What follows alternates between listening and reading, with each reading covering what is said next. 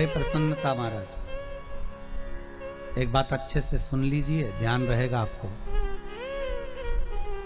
जब हमारे यहाँ पर बच्चा होता है ना, हमारे यहाँ पहले पहले लड़का वगैरह होता है ना, तो ढोल बैंड बाजा बजता है। आपके गांव में ऐसा है कि नहीं पता नहीं, परंतु वो है ऐसा। तो बच्चा होता है तो बड़ा ढोल बैंड बाजा बजता है। शिव महापुराण की कथा और गरुड़ पुराण कहती है, मृत्यु लोक में किसी के घर में बच्चा होता है पहली बार तो ढोल नगाड़ा बैंड बाजा बजता है। पितृलोक में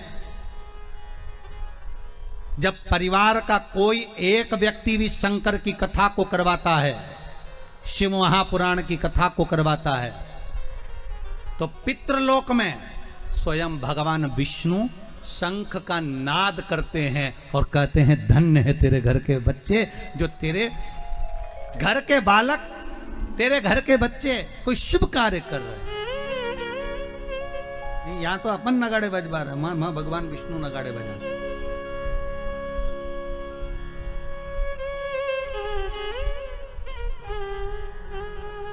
वह आनंद का भाव ही दूसरा होता। महाराज, मैना माता की गोद में पार्वती मैया आ गई। पार्वती मैया सुंदर स्वरूप था मां का। नारद जी ने प्रसंग भाव में कह दिया, बालक होगा, इसको जो पति मिलेगा भस्मी रमाने वाला, जटाजूट बांधने वाला।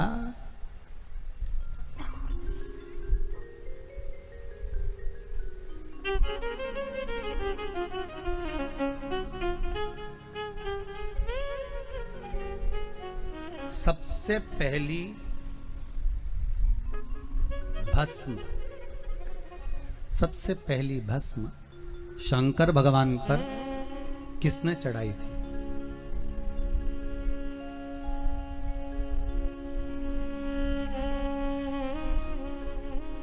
जल्दी उत्तर दो सब लोग मिलके। बोलो रे पांडे तारा वालों, अच्छे से बोलो जरा। सबसे पहली भस्म शंकर भगवान पर किसने चढ़ाई थी? शिव महापुराण की कथा कहती है, एक संत हुए जिनका नाम था प्रनद। क्या नाम था? प्रनद। एक संत, वो शंकर की आराधना में डूबे रहते थे। कहते हैं उनकी आराधना का आनंद क्या था कि उस आनंद में प्रनद संत जो थे बड़े आनंद में डूबे रहते थे। कहते हैं शंकर का अनुमोदन करते थे तो केवल एक छोटा सा शिवलिंग सम्मुख में रखकर उस पर जल चढ़ाना, उस पर दूध चढ़ाना, उस पर स्मरण करना, अलग अलग वृक्षों की पत्तियों को लाकर उसे समर्पित करना। ये बात हमने पहले भी कथा में कही है कि आपके पास में अगर बेलपत्र नहीं है, मान लो आपके पास में अगर बेलपत्र नहीं है, तो शिव महापुराण की कथा कहती है कि आप अलग अलग वृक्षों की पत्तियों को लाकर भी शंकर को समर्पित कर सकते हो। कई माताएं कहती हैं, गुरुजी हमारे यहाँ किसी व्यक्ति को बीमारी बहुत ज्यादा हो गई है तो हम शिव की आराधना कैसे करें? अरे शंकर का नाम जप कर लो साहब।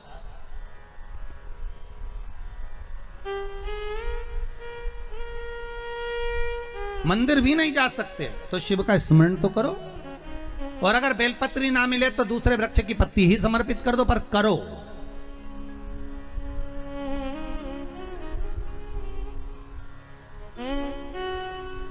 प्रनद का काम था रोज बस शंकर के आराधना में डूबना।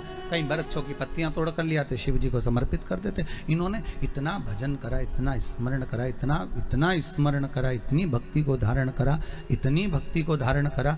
महाराज शास्त्र कहता है जैसे पार्वती मैया ने भगवान शंकर को पति बनाने के लिए जो तप, जो साधना, जो आराधना करी है, जो तप साधना करी है, जो आराधना करी है, कहते हैं वैसी की वैसी ही तप साधना आराधना प्रनद ने करी। वैसी की वैसी तप साधना।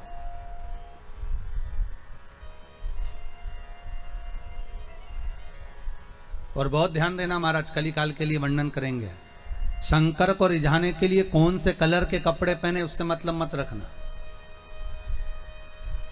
शंकर को पाने के लिए कपड़ा बदलने की जरूरत नहीं, शंकर को पाने के लिए मात्र कलेजा बदलना है, केवल कलेजा।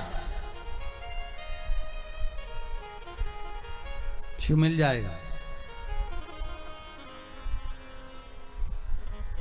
शंकर को पाना बहुत सरल, बहुत सरल, शिव को पाना। अब एक प्रणत का काम क्या था, वो ऋषि वो संत का काम क्या था, वृक्षों की पत्तियां तोड़कर लाते शंकर जी को समर्पित कर देते। जैसे पार्वती मैया ने तप साधना करी, जैसे पार्वती जी ने आराधना करी, वैसे ही माता पार्वती जैसी आराधना वो संत करता। बस पत्तियों को तोड़ता, मुख में लेता, खाता, अपनी जिंदगी को निकालता। कभी कभी पत्तियां खाना भी छोड़ देता, कभी फल खाना छोड़ देता, कभी कभी केवल जल का पान करता, कभी जल भी छोड़ देता। केवल नासिका के एक स्वर से श्वास खींचना, उसी स्वर से छोड़ देना, कभी कभी वो भी छोड़ देता। हजारों वर्ष शिव महापुराण की कथा कहती है, कई वर्षों तक उसने तप साधना करी और ऐसी तप साधना उस ऋषि ने कर ली कि उसके सामने जितने जानवर आते, पशुधन आते, कोई सिंह आता, कोई हिरण आता, कोई जलचर, कोई थलचर आते, कोई भी उपद्रव नहीं मचाते। कहते हैं उसके पास में आके सब मौन होकर शंकर का नाद करते, ओम अक्षर का स्मरण करते, सब शांति से डूबे रहे।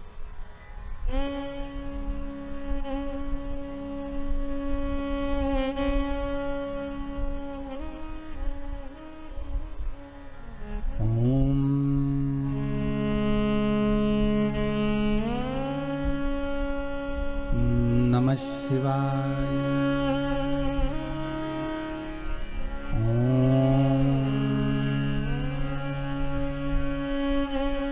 नमः शिवाय। ओम अक्षर के नाद में डूब गए।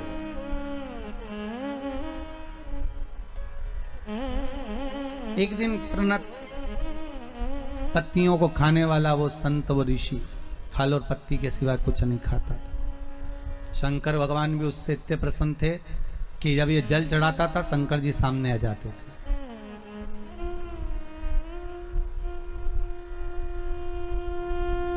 शिव सामने। एक दिन किसी वृक्ष की पत्तियां तोड़ने के लिए गया, उंगली में चोट लग गई। चोट लगी, रक्त जमीन पर गिरना था। शरीर में क्या होता है, रक्त। पर प्रणत के उंगली कटने पर रक्त नहीं निकला, वृक्षों की पत्तियां और जो फल खाए थे उसका रस निकल रहा था। पत्तियों का रस, फलों का रस निकल रहा था।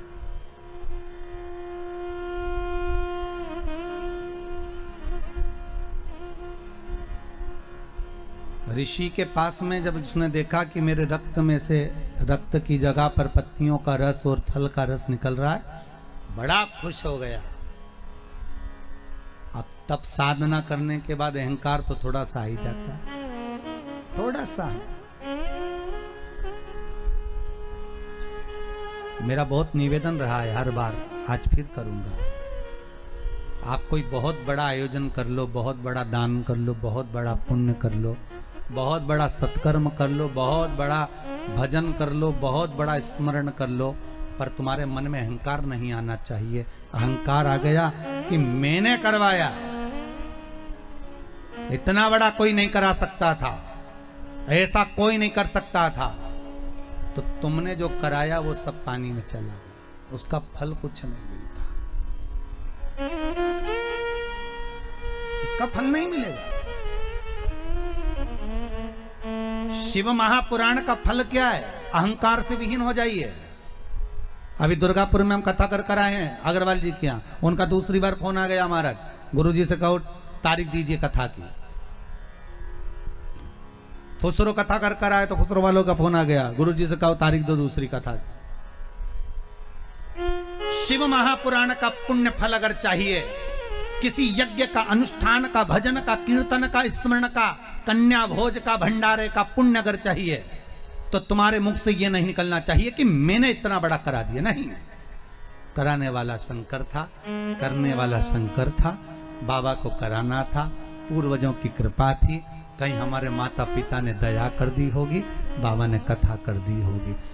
मुख से जब ये निकलेगा तो दूसरी कथा भी बाबा जल्दी से जल्दी करा देगा, क्योंकि वो करा रहा है। हम एक निमित्त मात्र है, केवल एक निमित्त, दूसरा हम है ही नहीं कुछ।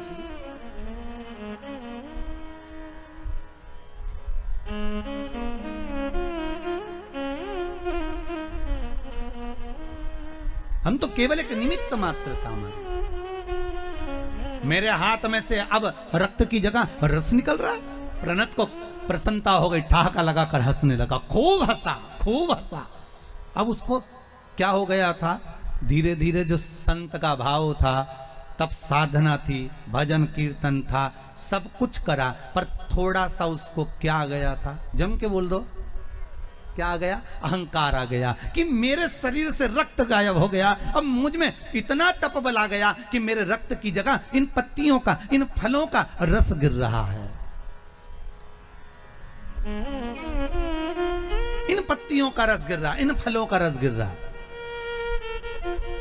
पर एक बात याद आ गई, प्रणत ने जब अहंकार आया, प्रणत का काम था शंकर की आराधना करने के बाद शिव जी से रोज कहता था कि मेरे अहंकार को टिकने मत देना भगवान, जैसे ही आए वैसे ही तोड़ देना। ये रोज कहता था प्रणत, मेरे अहंकार को मत टिकने देना भोलेनाथ। हे शिव शंकर, हे शंभु, हे त्रिकालदर्शी, हे कैलाशी, अगर मेरे भीतर यह भी माना जाए कि मैंने इसको भोजन कराया, मेरे भीतर यह भी माना जाए कि मैंने ऐसा करवाया, मेरे भीतर यह भी माना जाए कि मैंने अभिषेक करवाया, मेरे भीतर यह भी माना जाए कि मैंने आपके ऊपर दही चढ़ाया, दूध चढ़ाया, पंचामृत चढ़ाया, मैंने भंडारा करवाया, मैंने भोजन करवाया, मैंने करवाया, तो मेरे अहंकार को तुरंत तोड़ देना। हे शंकर, इतनी करुणा जरूर करना। शंकर ने वो करुणा तुरंत कर दी। जैसे इसकी उंगली कटी, रस निकला, इसको अहंकार आया कि अब मेरे बराबर कोई नहीं हो सकता, मेरे शरीर में रक्त की जगह पत्तियों का, फल का रस भरा गया है, अब मेरे बराबर कोई नहीं हो सकता, मैंने इतना पुण्य करा, मैंने इतना फल प्राप्त कर लिया। उसी समय शंकर भगवान एक बूढ़े का रूप रखकर आ गए।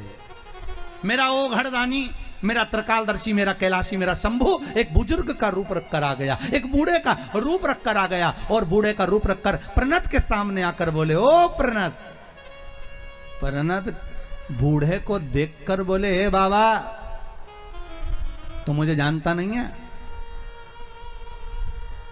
तो मुझे पहचानता नहीं है। शंभू बूढ़े का रूप रखकर बोले, पहचानने की जरूरत क्या है, तुम्हें मालूम नहीं है बाबा, तुम्हारी उंगली काटूंगा तो उसमें से रक्त निकलेगा, तुम्हें मालूम है मेरा तप बल कितना प्रबल होगा कि मेरी उंगली कटती है तो उसमें से देखो ये पत्ती और फल का रस निकलता है।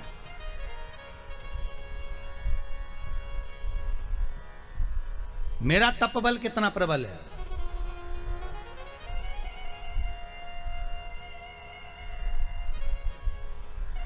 एक बात बहुत ध्यान से सुनना, थोड़ा आप लोगों को लग सकता है बुरा, पर लग जाए तो हमें कोई फर्क नहीं पड़ता बुरा लगने में भी। किसी किसी के शरीर में जब देवी देवता आते हैं ना किसी के शरीर में, तो वो ऐसा घूम घूम कर सबको बताते हैं, और बताने के बाद उनकी बात सही हो जाती है। बोलो होती कि नहीं होती? कई बार सही हो जाती है। वो सही बात कब तक होती है? जब तक वो घूमने वाले के मन में अहंकार ना आए, लोभ ना आए, आसक्ति ना आए, तृष्णा ना आए। जब उसने कमाई का केंद्र बना लिया, जब उसने लोभ का केंद्र बना लिया, जब उसने कमाई का स्रोत बना लिया, जब उसने अहंकार का स्रोत बना लिया कि मेरे वचन सत्य हो जाते हैं, मैंने ऐसा कर दिया, मेरे यहाँ इतने लोग आते हैं, मेरे संग में ऐसा होता है, तो उसकी वाणी धीरे धीरे समाप्त हो जाती है। उस वचन को भगवान समाप्त कर देते, फिर उस स्थान पर कोई सुख का भान नहीं होता। अहंकार से विहीन हो जाए। हे प्रणत, भगवान शिव बूढ़े का रूप रखकर करें तो वो कहता है कि मेरे हाथ में मेरी तप साधना कितनी प्रबल होगी कि पत्ती का रस, फल का रस मेरे हाथों से निकल रहा है। आपका हाथ काटूंगा तो उसमें केवल रक्त निकलेगा, और मेरे हाथ में पत्ती और फल का रस निकल रहा है। मैंने कितनी साधना करी होगी। इतने में शंकर भगवान बूढ़े का रूप रखकर बोले, रे ए बाबा, अरे ओ ऋषि, तेरा भी शरीर जलेगा तो भस्म बनेगा, और मेरा भी शरीर जलेगा तो भस्म बनेगा। ये वृक्ष भी जलेगा तो भस्म बनेगा, और मनुष्य भी जलेगा, जम के बोलो, तो भस्म बनेगा।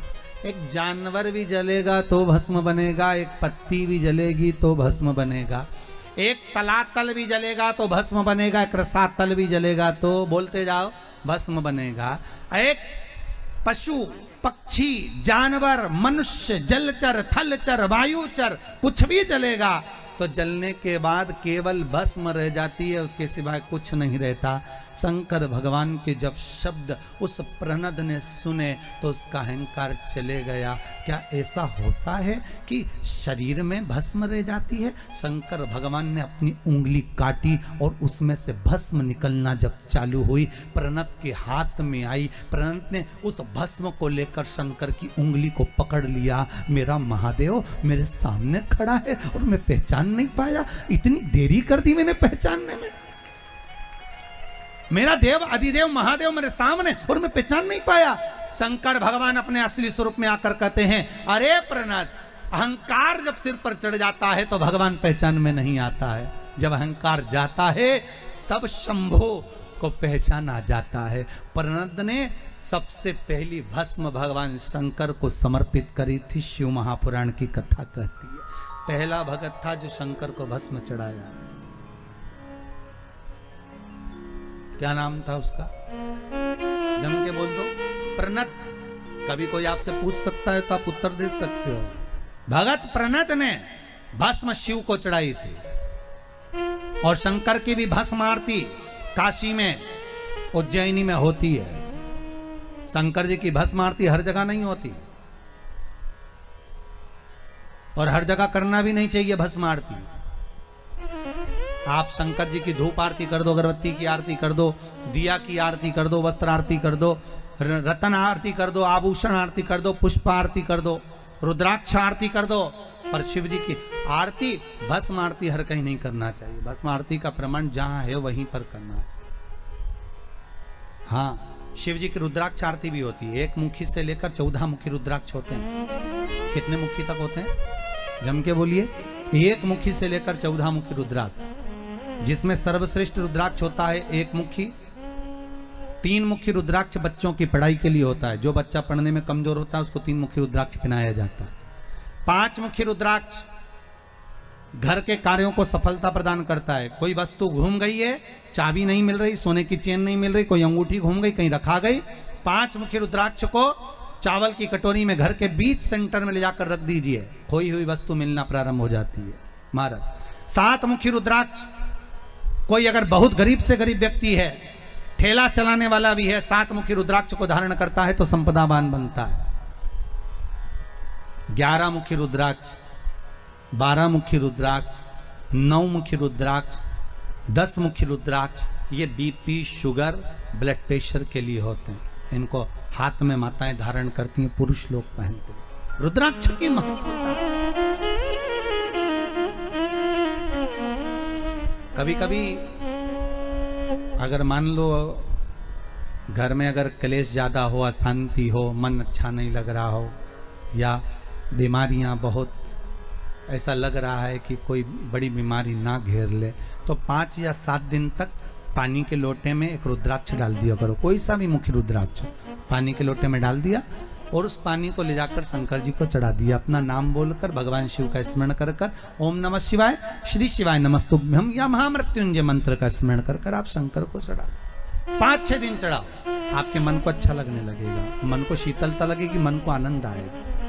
आपको जब रोना आए, आपको लगे कि आज मुझे अच्छा नहीं लग रहा, आज मेरा दिन बड़ा बेकार सा जा रहा है, मुझे बिल्कुल बेचैनी हो रही है, नींद नहीं आ रही, बेचैनी बनी हुई है, तो एक कटोरी में रुद्राक्ष को डाल दीजिए। कोई सा भी रुद्राक्ष आपके पास में, जो भी असली रुद्राक्ष आपके पास में, उसको कटोरी में डाल दो और उस रुद्राक्ष के जल को 5-7 मिनट तक हथेली में रखकर भगवान शंकर का स्मरण कर कर श्री सोमेश्वर महादेव का नाम लेकर उस जल को पी लीजिए। रुद्राक्ष को निकाल कर रख दीजिए। रुद्राक्ष को निकाला और जल को पी लिया। महाराज मन में शीतलता होगी, बेचैनी समाप्त होगी और महाराज शंकर का अनुमोदन। और एक और बात ध्यान दीजिए, जब आपकी धड़कनें बढ़े, एकदम ऐसा लगे कि मुझे पसीना आ रहा है, बीपी शुगर जैसा महसूस हो रहा है कि बीपी ऊंचा नीचे, तभी भी रुद्राक्ष का पानी शंकर को स्मरण कर कर, सोमेश्वर महादेव का नाम लेकर या श्री शिवाय नमस्तुभ्यम का जाप कर कर कटोरी में पड़ा हुआ रुद्राक्ष का जल थोड़ा सा पी लीजिए, बिल्कुल शरीर को एकदम शांति मिलेगी। ऊपर नीचे जो बीपी हो रहा होगा थोड़ा आराम लग जाएगा। रुद्राक्ष शंकर का एक स्वरूप, शिव का एक प्रतिबिंब।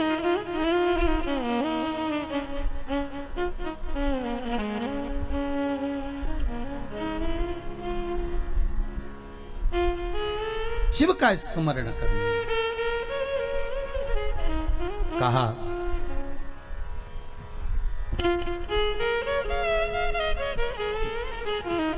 प्रनद अहंकार को छोड़ेगा तो मुझे फिर प्राप्त होगा। छविकृति राजा अहंकार को छोड़ दिया तो शंकर को मिलना था, पर अहंकार छूट नहीं पाया, इसलिए शनि महाराज ने उसको मार। मैना की गोद से पार्वती जो प्रकट हुई, वो पार्वती मैया ने तप साधना कर कर शिव को प्राप्त कर लिया। शंकर और पार्वती का मंगल विवाह हो गया। शिव पार्वती का विवाह कराने का कारण केवल इतना सा था कि तारकासुर का संहार करना। तारकासुर का संहार।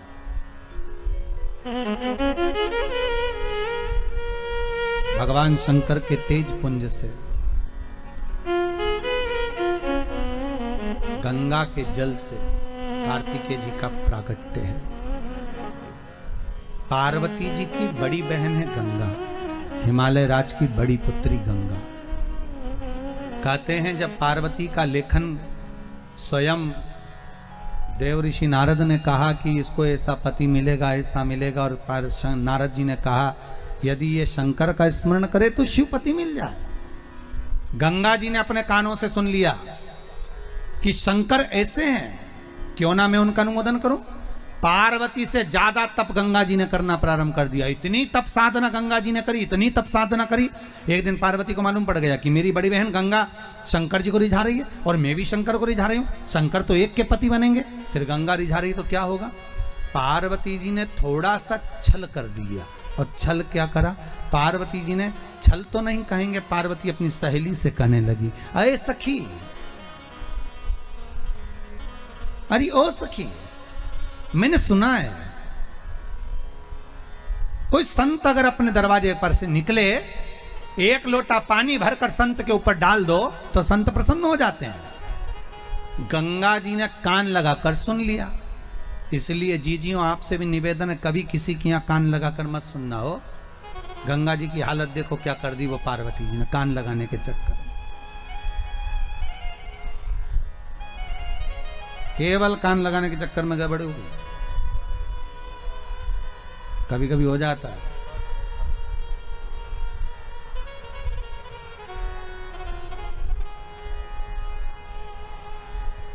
अब गंगा जी को लगा कि संत पर पानी फेंक दो तो शिव प्रसन्न हो जाते हैं। संत प्रसन्न होकर भर देते थे। वहीं से दुर्वासा बाबा जा रहे थे, गंगा जी ने एक लोटा पानी भर के दुर्वासा पर फेंक दिया। जैसे ही दुर्वासा पर फेंका, दुर्वासा को क्रोध आ गया और दुर्वासा जी बोले, अरे गंगा, तूने संत का अपमान करा है, तू हिमालय राज की बड़ी बेटी होकर तूने संत का अपमान करा। मैं दुर्वासा तुझे श्राप देता हूं कि तू स्त्री के शरीर को छोड़कर पानी के रूप में बहेगी। गंगा की आंख में आंसू भर गए। गंगा नैनों में जल भरकर रोने लगी कि मेरा स्त्री का शरीर छूटेगा और मैं पानी के रूप में बहूंगी। गंगा ने हाथ में जल लिया, मेरी बहन पार्वती ने मेरे साथ छल किया है। और गंगा हाथ में जल लेकर पार्वती को श्राप देने वाली थी। इतनी देर में शंकर भगवान प्रकट हो गए। भोलेनाथ ने कहा, गंगा क्या कर रही है? ये गंगा तुम कर क्या रही हो? गंगा जी बोली, मेरी बहन ने मेरे साथ छल किया। शंकर जी बोले, कौन सा छल किया? उसने अपनी सहेली से कहा था कि किसी संत पर पानी बांट, एक लोटा पानी फेंक दो तो संत प्रसन्न हो जाएंगे, तो मैंने वही करा।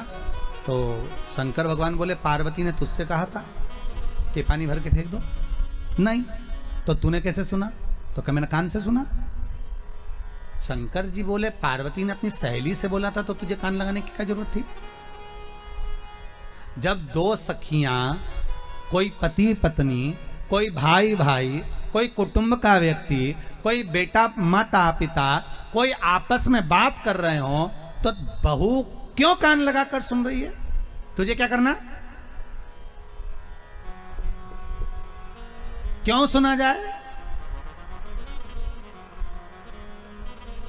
सबसे ज्यादा बहुएं कान कब लगाती हैं? जब घर में ननंद आती है। जब ननंद घर में आई और बहुओं के कान हाथी के कान जैसे हो जाते हैं। ध्यान रखो अम्मा क्या क्या दे रही है जीजी को, सब ध्यान। तूने कान क्यों लगाया? गंगा कहती है मेरी बहन को मैं श्राप दूंगी। भगवान शिव कहते हैं श्राप मत देना, ये मेरी अर्धांगिनी बनेगी, और यदि अर्धांगिनी बनेगी तो इसको श्राप देने की जरूरत नहीं है, रहने दो।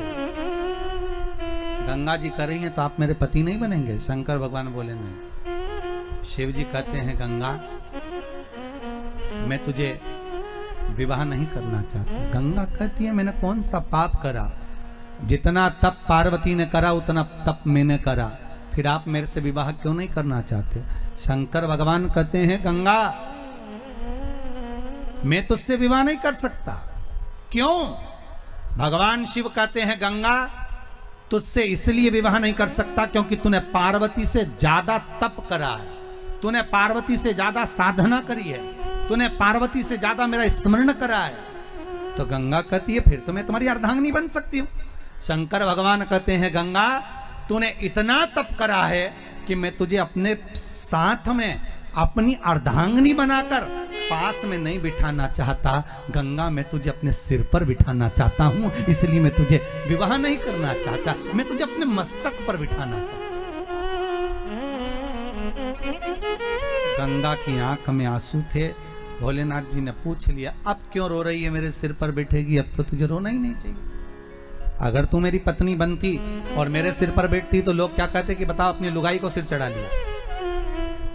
बेचारा नया नया लड़का शादी करके आए ना तो बड़ी आफत रहती है उसकी। पत्नी की नहीं सुने तो क्या क्या बताओ तुम तो तुम्हारी अम्मा ही अम्मा की सुनो, और अम्मा की नहीं सुने तो अम्मा के तू तो बताओ जोरू का गुलाम हो गया। और बेचारा पति बीच में मंदिर के घंटे जैसा टंगा, इधर से पत्नी आती तो वो बजा जाती, इधर से अम्मा आती तो वो बजा जाती। अब वो घंटा बेचारा बीच में टंगा, 50 बार सोचता बताओ करे क्या करे, किसकी सुने किसकी ना सुने। बढ़िया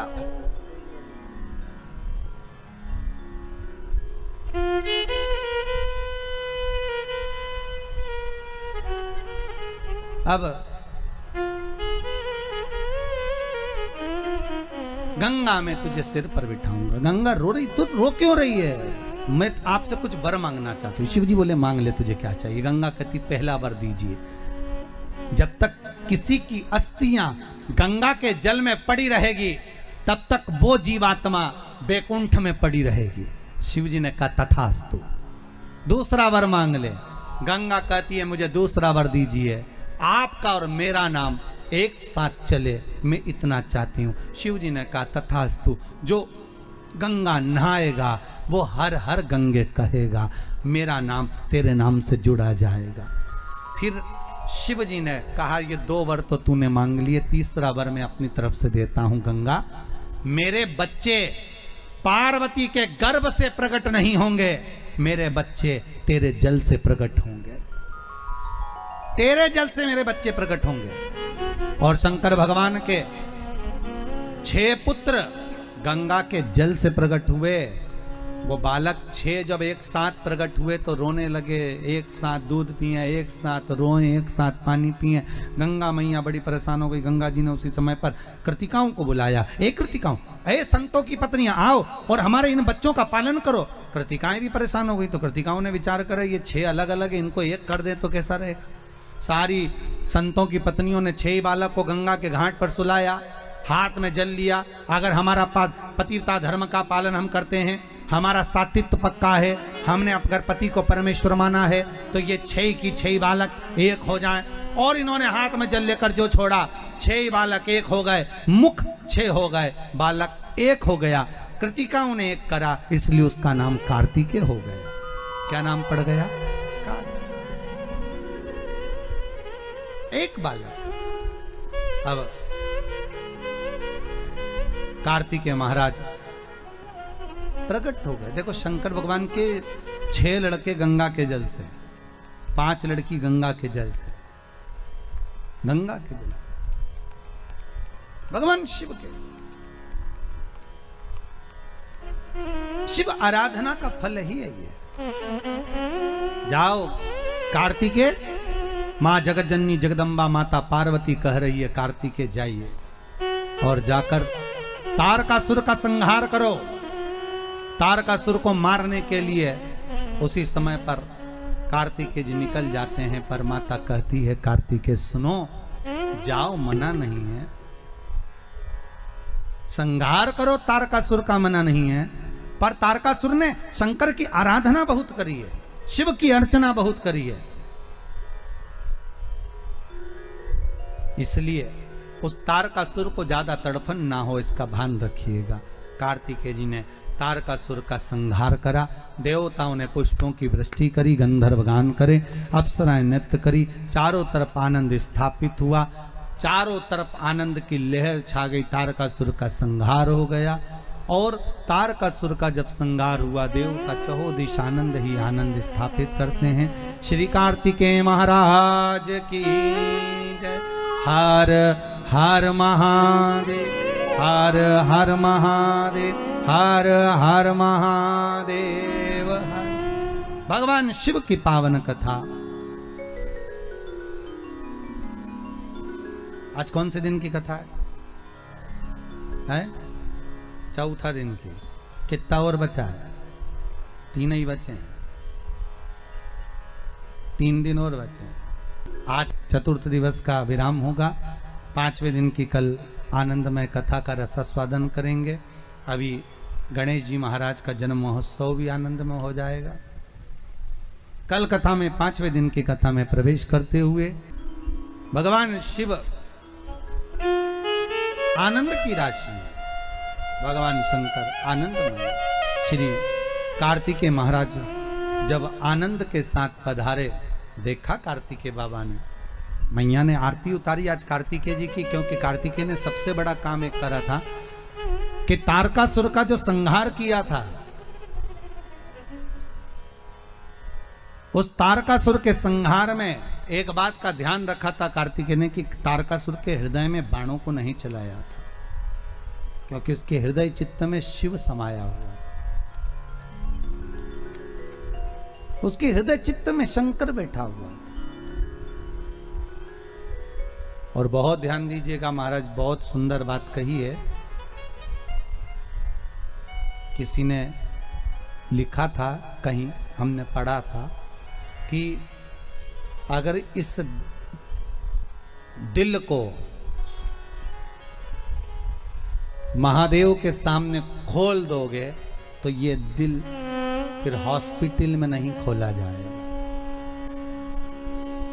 ये जो हार्ट अटैक की जो बीमारी होती है ना, हार्ट की, ये इसीलिए होती है क्योंकि लोग अपने मन की बात अंदर ही अंदर डाले जाते हैं। कचरे जैसा डस्टबिन का डब्बा बनाकर रखते हैं, उसको भरे जाते भरे जाते भरे जाते, तो एक दिन ब्लास्ट तो करेगा, तो कचरा कहीं ना कहीं तो अड़ेगा, ये ब्लॉकेज तो कहीं ना कहीं होगा। इस दिल को, इस मन को जो भगवान के सामने खोल देता है, अपने मन की बात, अपने वृत्ति की बात, अपने हृदय की बात, अपने चित्त की बात जो शंकर से कह देता है, वहां दिल खोल लिया, मन खुल गया, भगवान से कह दिया, तो समझ लो फिर ये दिल फिर हॉस्पिटल में नहीं खुले, फिर नहीं खुले।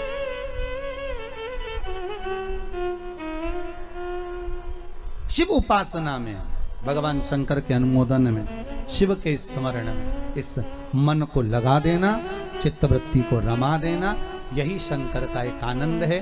तारकासुर के प्राणों को हरने के बाद जब कार्तिकेय बाबा आए और बाबा आकर भगवत स्मरण का चित्तानंद करते हुए माता पार्वती ने उनकी आरती निहारी। बड़ी दुखी हूं मैं, दुनिया की सबसे गरीब मैं हूं। भगवान को कितना दुख होता होगा कि मैंने तुझे सेठ बनाकर भेजा और तू गरीब करा। 5-5 लाख की एक किडनी दे के भेजी है, 10 लाख तो यूं ही इकट्ठे हो जाए तुम्हारे पास, यूं ही। आंखें दी, कितनी कीमत वाली, जिनके पास नहीं है उनसे पूछिएगा। श्रवण शक्ति दी, शरीर अच्छा दिया, चलकर तुम प्रयागराज के मेले में आ गए। ये शिव की कृपा नहीं तो क्या है? उसके बाद भी अगर दुख करो कि मेरा शरीर बेकार, भगवान ने मुझे गरीब बना दिया, गरीब बना दिया, ना ना ना ना। किसी महात्मा के पास, किसी संत के पास, किसी साधु के पास, किसी गुरु के पास में, किसी के पास जाकर मत कहना कि तुम गरीब हो। एक बार महादेव के पास जाकर कहना कि तेरी बनाई सृष्टि में रह रही हूं, बस इतनी कृपा करना, तूने जैसे चोर को कुबेर बना दिया, एक दिन मुझ पर भी करुणा कर देना, बस इतना कह दे। बहुत बहुत उसको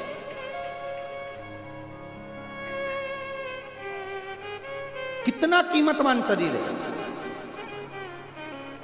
भगवान से कह के कर, विनती कर कर कर, बार बार विनय कर कर कर, माता के गर्भ में पड़े हुए थे, उल्टे लटके हुए थे, दोनों मुष्टिकाएं बंद थी, प्रतिज्ञा कर रहे थे अंदर से कि मुझे गर्भ से बाहर निकाल दो, मैं भजन करूंगा, भजन करूंगा, भजन करूंगा।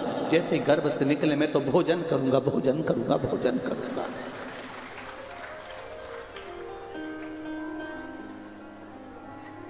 कितना बड़ा बड़ा भगोना भर भर के सतुआ बाबा जी ने बूंदिया बनवाई, कितना बड़ा बड़ा भगोना भर भर के सब्जी बनवाई, कितना बड़ा बड़ा भगोना भर के दाल बनवाई। थोड़ी देर बाद खबर आई, सब निपटा गए। फिर लगा वो तो भंडारी का भंडारा है।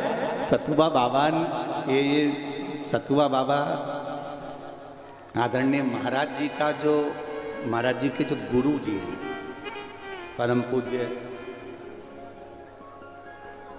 यमुनाचार्य जी महाराज, उनके पास कोई भी आता था, एक ही चीज मिलती थी, बस सतुआ घोलकर। आदरणीय यमुनाचार्य जी महाराज जी केवल सतुआ घोल कर दे देते थे।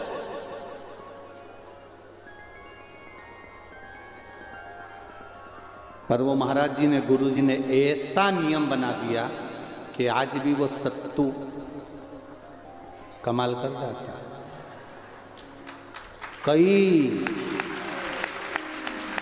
आज भी वो सतुआ कमाल कर जाता है। लोग जीते जी भी खाते हैं और मरने के बाद मुर्दे भी वहीं आते हैं। आश्रम के सामने काशी में जहां मुर्दे जलते हैं, वही पास में ही महाराज जी का आश्रम, और पूरे मुर्दों को जो भी लेकर जाएगा पहले वहीं पे रोकेगा दरवाजे पे, फिर वहां से मुर्दा आगे बढ़ेगा, क्योंकि मुर्दों को भी मालूम है जब तक यहां से सतुआ नहीं मिला तब तक मुक्ति भी मिलना बड़ा कठिन। ये शिव तत्व, ये शंकर, ये ओघड़ी सहज नहीं महाराज। ये हम तो कहेंगे कि ये सतुआ बाबा भले आपको दिखने के सीधे साधे लग रहे हो, और ईमानदारी की बात है, ये तो गुरु का कुछ ऐसा, वो कहते हैं ना कि स्पंतक मणि मिल गई थी, उससे चमक रहे थे, तो ये गुरु से चमके हुए जोरदार आशीर्वाद इनके ऊपर, बड़ा कृपा, बहुत कृपा। और ये गुरु की कृपा, साफ गुरु की कृपा, उसके सिवा कोई कृपा नहीं कर सकता। जो कृपा गुरु करे वो कोई ना करे। कितना कीमतवान शरीर, कितना कीमतवान शरीर है। उस कीमतवान शरीर को पहचानो। हाथ की मुष्टिकाएं बंदी है, भगवान से प्रार्थना कर रहे हैं, इस गर्भ से हमें बाहर निकाल दो, गर्भ की कैद से हमें बाहर निकाल दो, हम भजन करेंगे, भजन करेंगे, भजन करेंगे। और मालूम पड़ा भोजन में लग गए और भजन हमसे छूट गया, दूर चले गया और भजन हमारा गया। होता है कभी कभी ऐसा नहीं, किसी एक बड़ा सुंदर व्याख्यान आता है कि किसी एक बहुत गरीबड़ा व्यक्ति, बहुत गरीब, और उसके घर में बेटी का ब्याह आ गया, बेटी की शादी आ गई, बहुत गरीब है, बेटी की शादी, बारात आएगी, क्या खिलाना है मेरे को, मैं क्या खिलाऊंगा, क्या लाऊंगा, मैं क्या दूंगा। मैं किसी ने कहा अगर बेटी की शादी में कुछ नहीं दे सकते मत दीजिए, पर जो बाराती आए उनको कम से कम कुछ मुंह मीठा तो करा दीजिए। सेठ जी के पास गया, सेठ जी बड़ी कृपा होगी, मेरे पास में कुछ भी नहीं है सेठ जी, एक शक्कर की बोरी दे दीजिए। वो शक्कर की बोरी अगर मुझे मिल जाएगी तो मैं उसकी कुछ बूंदिया बनवा के लोगों को खिला दूंगा जो आएगा। तो तुम्हारे पास घी कहाँ से आएगा? सेठ जी सब आपकी कृपा रहेगी, मैं आप शक्कर की बोरी दे दो। हलवाई बोल रहा है घी में लगाऊंगा, बेसन में लगाऊंगा, सामान में लगाऊंगा, तुम तो बस शक्कर की व्यवस्था कर लीजिए। सेठ जी शक्कर की बोरी दे दीजिए। बहुत गिड़गिड़ाए, हाथ जोड़े, नमन करा, प्रार्थना करी, खूब गिड़गिड़ाया, तब जाकर शक्कर की बोरी दी और शक्कर की बोरी दी। और शक्कर की बोरी जब वो लेकर आया, उसने ले जाकर शक्कर की बोरी को एक कोने में रख दिया। बारात आएगी कल, मेहमान आ गए आज। अब गरीब परिवार है, बहुत गरीब, जिनके यहाँ सही से खाना भी नहीं है। शक्कर की बोरी में किसी चूहे ने, ऊंदरे ने छेद कर दिया, छोटा सा। एक बच्चा शक्कर की बोरी से टिक के बैठा था, उसको 2 दाने नीचे पड़े दिखे तो उसने छेद में धीरे से उंगली कर कर उसमें से शक्कर निकाल के खा रहा। छोटा सा बच्चा जब शक्कर खा रहा था, किसी ने उसको खाते देख लिया, कहां से लाया? मैंने चोरी नहीं करी है, वह बोरी में गिर रही थी, मैंने उंगली से निकाल ली है। अब ये भी गया, इतने में वो आके बैठ गई, जिसने पूछा था वो भी टिक गई। उसने दूसरे से कहा, दूसरे ने तीसरे से कहा, मालूम पड़े बारात दूसरे दिन आ रही है और शक्कर की बोरी पूरे मेहमान खा तो गए, अपनी जगह थी। एक मेहमान के साथ बच्चा था, शक्कर की बोरी जब पूरी खाली हो गई तो उसने अपने बच्चे को बोरी पे सुला दिया। सुलाया तब तक भी ठीक था, शक्कर की बोरी पे छिछी कर दी, गंदी हो गई, पूरी बोरी बेकार। शक्कर थी, सब पास में थे, जब गंदगी कर दी, कोई पास में से नहीं जाए, सब वहां से निकल के जाए। इतने में आ गए बाराती, हलवाई। हलवाई धड़कता हुआ आया, लाओ शक्कर की बोरी लाओ। तो क्या भी लाया, अंदर गया, अंदर जाके देखा शक्कर की बोरी तो कहीं दिखी नहीं रही। इतने में पत्नी से पूछा, क्यों यहाँ शक्कर की बोरी रखी थी? पत्नी बोली है तो वहीं तो रखी है। तो क्या कहाँ है? तो पत्नी आके बोली ये है तो सर ये तो कि ये शक्कर की है। इतने में पत्नी बोली कि तो क्या नमक की है? शक्कर की तो है। तो शक्कर की बोरी में तो शक्कर थी, अब मुझे क्या मालूम शक्कर की बोरी में शक्कर थी? अब मेरे को तो यही दिखी है, ये रखी है। अब गंदी बोरी, बहुत गंदी, साफ कर कर झड़ाई भी सरी, उसमें से 4 या 5 दाने शक्कर के निकले। अब शक्कर के दाने लेकर विचार कर रहा है, इसकी बूंदिया बनाऊं कि खोपरा पाक बनाऊं? क्या शक्कर की? हलवाई कह रहा लाओ शक्कर की बोरी। उधर धड़धड़ाता हुआ घोड़ी चढ़कर पर दूल्हा आ गया, मुख मीठा कराओ, लाओ शक्कर की बोरी। शक्कर की बोरी नहीं मिलती, रोता है, बिलखता है, आंख से आंसू जाते हैं, बिनक रहा है, बिलख रहा है। ये शक्कर की बोरी की कथा नहीं, अपनी कथा है। बड़ी मुश्किल से मांग कर ये शरीर लेकर आए थे, शक्कर की बोरी लेकर आए थे। पूरी पैक थी, पेटी पैक। माँ के गर्भ से जैसे निकला, निकलते से ही पहले छेकड़ा हो गया, थोड़ा सा छेद। इन आँखों से देखना चालू करा। लोगों ने गोदी में लेकर शक्कर खाना प्रारंभ कर दिया। मेरा छोरा, मेरा छोरा, मेरा छोरा, मेरा छोरा, मेरी बेटा, मेरी बेटा, मेरा हृदय, मेरा हृदय। शक्कर खाना चालू करा, पूरा समय खा गए।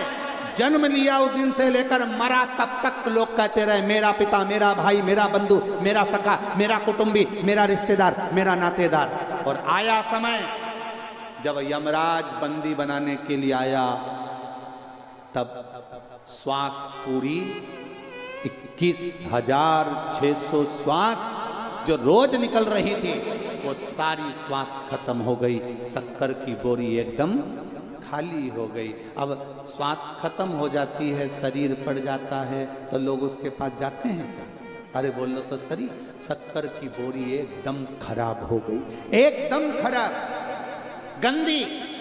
अब कोई उसके पास में नहीं जा रहा, कोई उसके नजदीक नहीं जा रहा। क्यों? क्योंकि वो खराब हो गई, वो गंदी हो गई। कौन जाए उसके नजदीक में? पड़ी है, बेकार हो गई है। अब क्या करें? तो क्या ये शक्कर की बोरी गंदी हो गई, इसमें आग लगा दो। आग लगा दी, झड़ाई, 2-4 उसमें से शक्कर के दाने निकले। आग लगाने के बाद जब तीसरे के दिन पहुंचे शमशान, 4-5 हड्डी के टुकड़े उठा के ले आए, घर में विचार करने लगे इनको प्रयागराज लेकर जाएं कि हरिद्वार लेकर जाएं, खोपरा पाक बनाए कि बूंदिया बनाए। क्या करें? समाप्त है शक्कर, समाप्त। फिर कौन आएगा अंत समय में? अब उस शक्कर की बोरी की शक्कर समाप्त हो, इस शरीर की श्वास समाप्त हो, उससे पहले मेरे महादेव का भजन करना, एक लोटा जल चढ़ाना और उससे विनती करना, उससे विनय करना। अंत समय प्रभु आना पड़ेगा, वचन दिया तो निभाना पड़ेगा। आए ना आए प्रभु कुटुंब कबीला, अंत समय भोले आना पड़ेगा। वचन दिया तो निभाना पड़ेगा। अंत समय प्रभु आना पड़ेगा। कोई आएगा ना आएगा, पर मेरा विश्वास कहता है कि मेरा महादेव जरूर आएगा। ये विश्वास होना चाहिए, ये भरोसा होना चाहिए। और जब विश्वास प्रबल हो जाए, भरोसा दृढ़ हो जाए, तब सुख मिल जाए। एक बच्चे को डराते हैं ना, बच्चा रोता है तो मां क्या कहती है? बाबा आया। बच्चा चुप, जैसे ही कहा बाबा आया, बच्चा चुप। थोड़ी देर बाद बच्चे ने देखा तो बाबा तो आया ही, तो बच्चा फिर कुरकुरा चाहिए, टॉफी चाहिए, इतने में माने वो बाबा आया।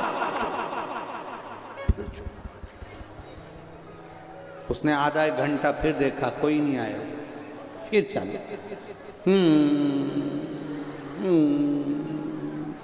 मुझे तो कुरकुरा चाहिए, टॉफी चाहिए। इतने में फिर आंटी आ गई, आंटी ने कह दिया बाबा आया। तो फिर कितना भी रो रहा हो, उसको कहा जाता है बाबा आया। बच्चे को मालूम है बाबा आएगा, मुझे चुप हो जाना चाहिए। उसी तरह ये मन जब जब दुखी होता है, जब जब इसको दुख आता है, बीमारी आती है, कष्ट आता है, रोग आता है, तकलीफ आती है, इस मन को भी कह दो बाबा आएगा। इस मन को भी कह दो बाबा आएगा। इस मन को समझाते रहो। अगर बीमारी आई है, रोग आया, कष्ट आया, तकलीफ आई है, तो विश्वास मानकर शिव के धाम जाना, 1 लोटा जल समर्पित करना, बाबा आएगा। एक महिला ने लिखा है,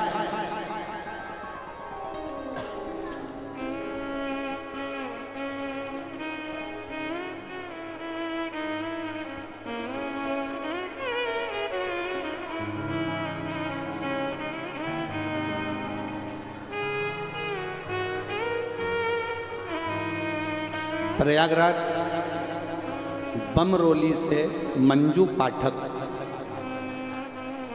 कहीं बैठी हो तो हाथ हिलाइएगा। आप ही हैं? श्री शिवाय नमस्ते। मैं मंजू पाठक बमरोली से हूँ गुरुदेव। एक लोटे जल का क्या महत्व है, मैं क्या वर्णन करूँ गुरुदेव। मेरे मुंह में एक छाला हो गया था, डॉक्टरों को दिखाया, जांचें कराई तो उसमें कैंसर बताया। कैंसर बताया, बनारस के बड़े बड़े डॉक्टरों से इलाज करवाना चाहा। डॉक्टरों ने कहा आपको ऑपरेशन करवाना पड़ेगा क्योंकि छाला है और कैंसर है। मेरी पड़ोसन ने कह दिया शिव पुराण आती है तो शिव जी पे एक लोटा जल चढ़ा और कथा सुन, कहीं मत जा, केवल टीवी पर कथा सुन ले, बहुत है। कथा सुनती, एक लोटा जल चढ़ाती, बाबा का जल पी लेती, शंकर जी से अपने दिल की बात कह देती, बाबा छाला आया है मुंह में, कैंसर बताया है, ऑपरेशन का बोल दिया है, आप कृपा नहीं करोगे तो कौन करेगा। सियोर वाला महाराज कहता है भरोसा रखकर एक लोटा जल चढ़ाना और उसको औषधि के रूप में मांग कर पीना। आज से मैं भी आपसे औषधि लेकर मांग कर पी रही हूँ गुरुदेव। जब मैंने औषधि के रूप में पीना चालू करा, बाबा की कृपा से दूसरी बार जांच कराने गई तो मेरा कैंसर ठीक होना प्रारंभ हो गया। ये शिव तत्व है। बैठो बहन, श्री शिवाय नमस्ते। ये शिव है, ये औघड़ी है। तेरी कृपा बिना न हिले एक भी अणु, लेते हैं श्वास तेरी कृपा से तनु तनु। क्या देगा वो? आप सुबह से बैठे हो, इंतजार कर रहे हो, 4 बजे से 7 बजे तक कथा है। 7 बजे जब कथा विराम होगी, ये मेरा विश्वास कहता है, जब हमारे घर के मेहमान घर में आते हैं, रोज हमारे घर के बच्चे को 50 का नोट नहीं देते हैं, पर जब मेहमान जाने लगते हैं तब हमारे घर के बच्चों को 50 या 100 रुपए पकड़ा कर जाते हैं। उसी तरह मेरा महादेव 4 से 7 कथा है, 7 बजे विराम होगा। आप जब इस भूमि से उठोगे, जाओगे, प्रणाम कर कर, आरती कर कर, नमन कर कर जाओगे, तो मेरा महादेव भी तुम्हारे हाथ में कुछ ना कुछ रखकर जरूर भेजेगा। खाली नहीं भेज सकते, वो खाली नहीं भेजेगा। जब जाओगे यहां से तो कुछ ना कुछ, जैसे मेहमान जाते हैं तो 50 या 100 रुपए अपने घर के बच्चों को दे जाते हैं। हाँ, उन बच्चों को नहीं देते जो बच्चे स्कूल गए हुए होते हैं या कहीं गए हुए होते हैं, शॉपिंग मॉल गए हुए होते हैं, खेलने गए होते हैं, क्योंकि उनको तो ट्रेन पकड़ना है। जो घर में है उसको दे दिया। उसी तरह 7 बजे जब कथा विराम हो, अक्षतम कैश्वम राम नारायणम, और आराम से कथा का जब विराम हो, तुम दिल से जब उसको कहोगे श्री शिवाय नमस्ते, और बाबा सब दुख काटो महाराज, जब दिल से उससे कहोगे और अपने दिल की बात उससे कहोगे, तो ये विश्वास है 16 फरवरी से जब 22 फरवरी तक सीहोर में रुद्राक्ष उत्सव होगा ना, तुम सब वहीं पर मिलने वाले। ये विश्वास, ये दृढ़ता, ये भरोसा रखो। कई लोग कहते हैं महाराज जी आप दिखेंगे नहीं कथा में, हम लोग बाहर बैठे हुए हैं, कई पत्रों में लिखा है हम बहुत बाहर बहुत दूर बैठे हैं, आप हमें देखने की लालसा मत रखो। आप तो कथा सुनो, जहां मिल रही है, जहां तक आवाज जाए, जमीन पर बैठो, भूमि पर बैठो, 2 मिनट बैठकर कथा का रस तत्व ग्रहण करो। उस रज पर, उस भूमि पर बैठकर कथा का आनंद लो। तुम ये मत सोचो कि सियोर वाला महाराज दिखना चाहिए, भले नहीं दिखे। कल भी कथा में कहा था, भले नहीं दिखे। एक बात आपसे पूछा, उत्तर दोगे? पति की मिलिट्री में नौकरी है, वो जम्मू में, तुम प्रयागराज में।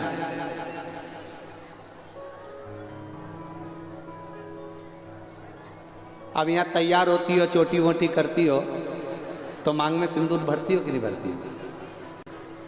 अब पति तो जम्मू में, फिर भर के क्या करोगी? नहीं महाराज, पति वाले जम्मू में हो, पर विवाह तो मेरा उनके साथ में हुआ है, मांग में सिंदूर यहाँ भरूंगी, उम्र वहाँ बढ़ेगी, प्रेम बढ़ेगा, आनंद बढ़ेगा, इसलिए मांग में सिंदूर भर रही हूँ। मांग में सिंदूर रोज भर रहे हो, उसी तरह कि मेरा पति है और मैं सौभाग्यवती हूँ, उसी तरह शंकर का भजन रोज करो, एक लोटा जल रोज चढ़ाओ, क्योंकि बाबा मेरा है, दुख वही काटने वाला है और उसकी शरणागति करो। करो भजन।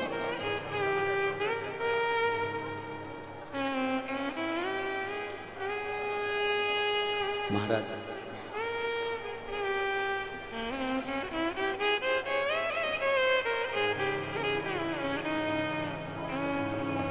अपनी किस्मत का ताला,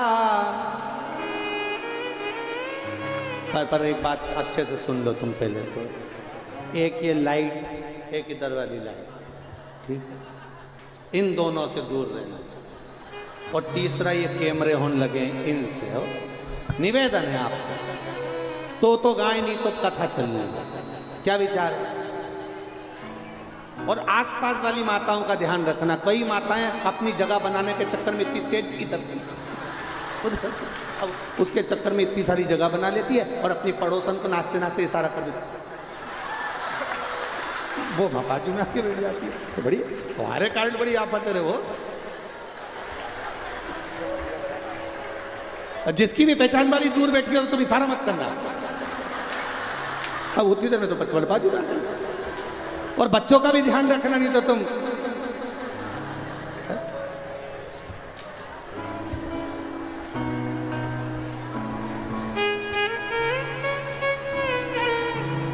खोलते चलो श्री शिवाय नमस्तुभ्यं, तुम बोलते चलो श्री शिवाय नमस्तुभ्यं, तुम बोलते चलो अपनी किस्मत का ताला हो,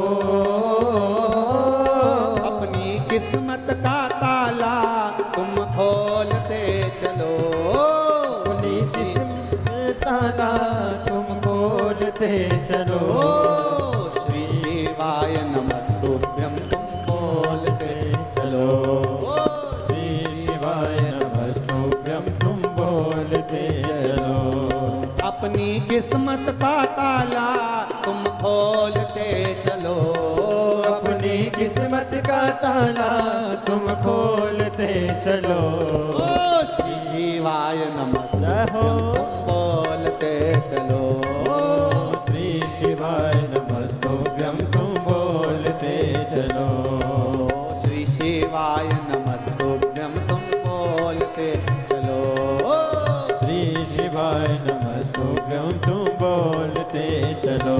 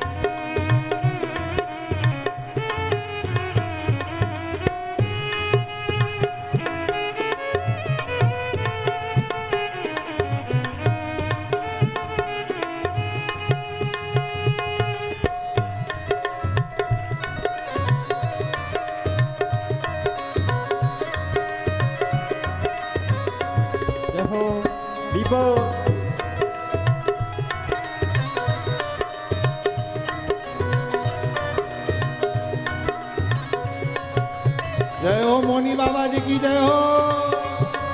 राधे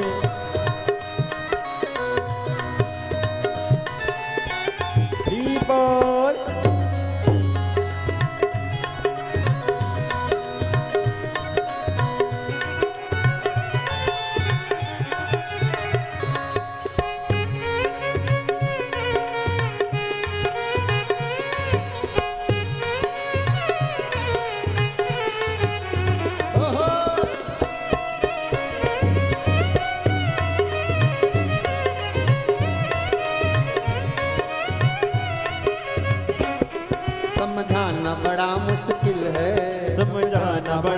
मुश्किल है, समझाना बड़ा मुश्किल है, समझाना बड़ा मुश्किल है।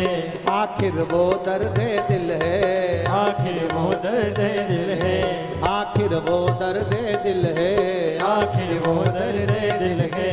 सच्चा दरबार लगा है ये भोले की महफिल है, ओ सच्चा दरबार लगा है ये भोले की महफिल है, सच्चा दरबार लगा है ये भोले की महफिल है, ओ सच्चा दरबार लगा है ये भोले की महफिल है। नैनों को काशी वाले का,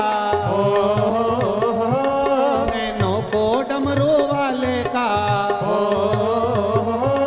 नैनों को काशी वाले का दीदार चाहिए, वो काशी रहने वाला भोलानाथ चाहिए, वो काशी रहने वाला भोलानाथ चाहिए। मेरे इस पगले दिल को, मेरे इस पगले दिल को दीदार चाहिए, वो काशी रहने वाला भोलानाथ चाहिए, वो काशी रहने वाला भोलानाथ चाहिए। हो राधे।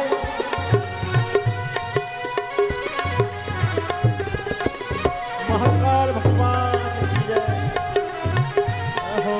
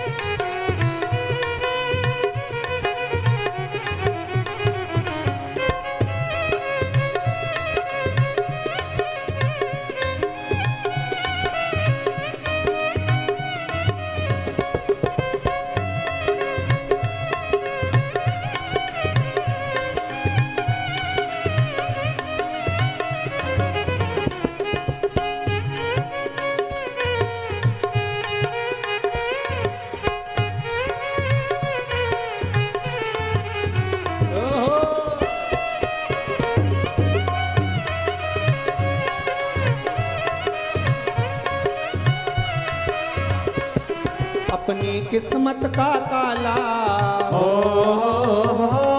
अपनी किस्मत का ताला तुम खोलते चलो, श्री शिवाय नमस्तुभ्यं तुम बोलते चलो, श्री शिवाय नमस्तुभ्यं तुम बोलते चलो। बाहर बैठे हुए भी दोनों हाथों से बड़े प्रेम के साथ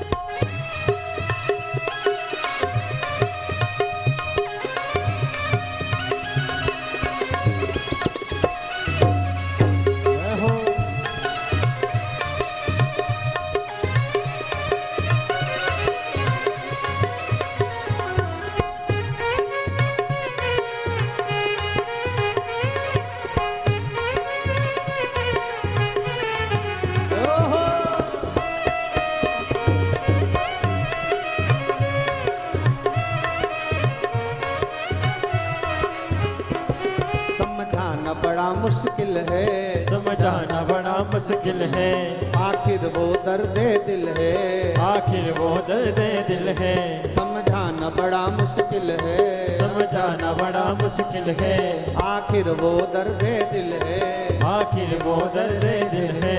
सच्चा दरबार लगा है ये भोले की महफिल है, सच्चा दरबार लगा है ये भोले की महफिल है। दिल नाच उठे वो, दिल नाच उठे वो काशी का दीदार चाहिए, वो काशी रहने वाला हो चाहिए, वो काशी रहने वाला भोलानाथ चाहिए, वो काशी रहने वाला भोलानाथ चाहिए, वो काशी रहने वाला भोलानाथ चाहिए। अपनी किस्मत का ताला हो अपनी किस्मत का ताला तुम खोलते चलो, श्री शिवा रहो बोलते चलो, श्री शिवाय नमस्तुभ्यं तुम बोलते चलो, श्री शिवाय नमस्तुभ्यं तुम बोलते चलो, ओ श्री शिवाय नमस्तुभ्यं तुम बोलते चलो।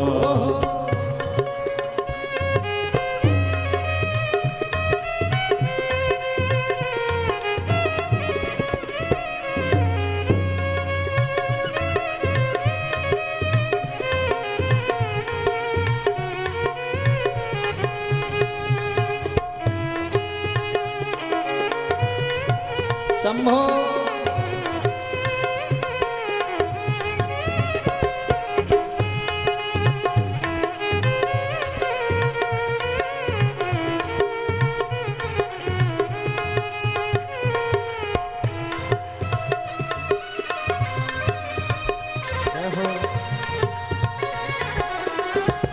जय हो दीपो